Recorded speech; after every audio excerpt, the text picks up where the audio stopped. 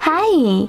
In front of me is Xiaomi Poco M4 Pro, and today I would like to show you how you can download and apply animated live wallpaper called Magic Fluids. Firstly, go into Play Store and click on the search bar. Now you need to type in Magic Fluids and install this free app from this developer. Then open it. Now you need to click on those three lines at the bottom right corner and select Settings. Then tap on I accept in this pop-up, and following that you can adjust all of available wallpaper settings however you wish to. So sorry, some kind of misclick. Now click at the top right corner and bottom one again. This time you need to select Set as Live Wallpaper.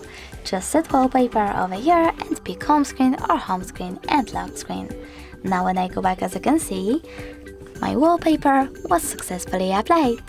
Thanks so much for watching. If you enjoyed this video, leave a like, comment and subscribe. Bye!